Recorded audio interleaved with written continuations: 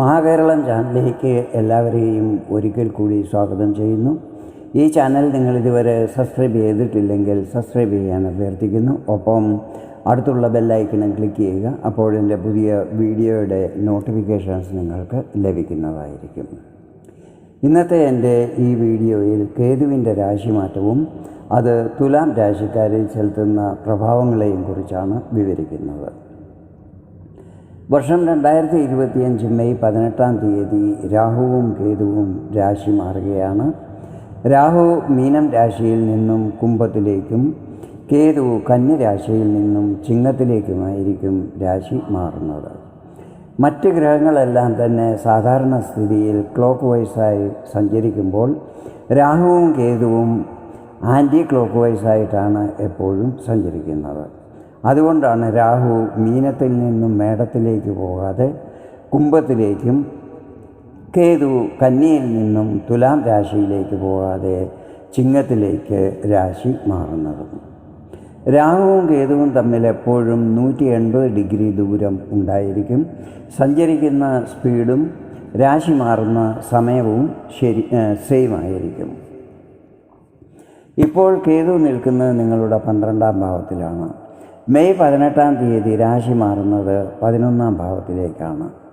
12ൽ നിൽക്കുന്ന കേതു കൂടുതലും അശുഭ ഫലങ്ങളായിരിക്കും നൽകുന്നത്. ഈ സമയത്ത് നിങ്ങളുടെ ചിലവുകളിൽ വർധന ഉണ്ടാകുന്നതായിരിക്കും. അതും ഒഴിച്ചു മാറ്റാൻ സാധിക്കാത്ത ചിലവുകളുമായിരിക്കും.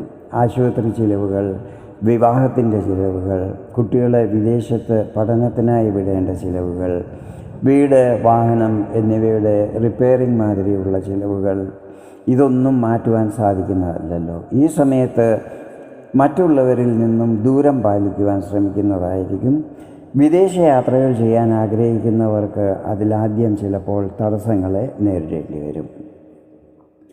എല്ലാ കാര്യങ്ങളും ധൃതി പിടിച്ച് ചെയ്യുവാനുള്ള ഒരു പ്രവണത നിങ്ങളിൽ ഉണ്ടാകുന്നതായിരിക്കും. ഈ സമയത്ത് ധാർമ്മിക ആധ്യാത്മിക കാര്യങ്ങളിൽ രുചി വർദ്ധിക്കുന്നതായിരിക്കും. കേതു മെയ് 18 നിങ്ങളുടെ 11ാം ഭാവത്തിലേക്കാണല്ലോ പ്രവേശിക്കുന്നത്. 11ാം ഭാവത്തിൽ കേതു ശുഭഫലങ്ങളായിരിക്കും നൽകുന്നത്. 12ാം ഭാവത്തിൽ അനുഭവപ്പെട്ട പ്രശ്നങ്ങൾ ഈ സമയത്ത് മാറിക്കിട്ടുന്നതായിരിക്കും. 11ാം ഭാവം ലാഭസ്ഥാനമാണ്. ഈ സമയത്ത് ഇൻകം വർദ്ധിക്കുന്നതായിരിക്കും. വരുമാനം പ്രതീക്ഷിച്ചതിലും അധികം ഉണ്ടാകുന്നതായിരിക്കും. പക്ഷേ ഒരു കാര്യം ഓർക്കേണ്ടത്, ഈ പൈസ അവിഹിത മാർഗങ്ങളിൽ കൂടെ ആകാൻ പാടില്ല.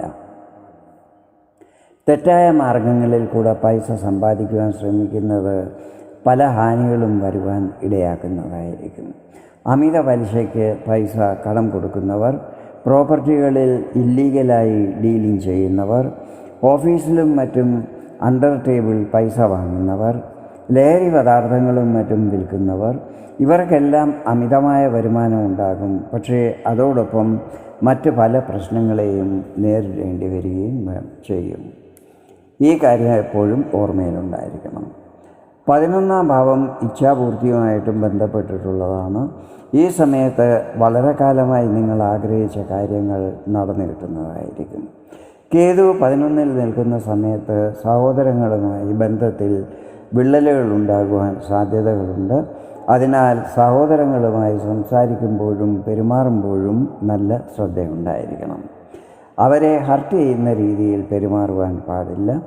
പ്രേമബന്ധങ്ങളിലുള്ളവരും ഈ സമയത്ത് നന്നായി ശ്രദ്ധിക്കണം.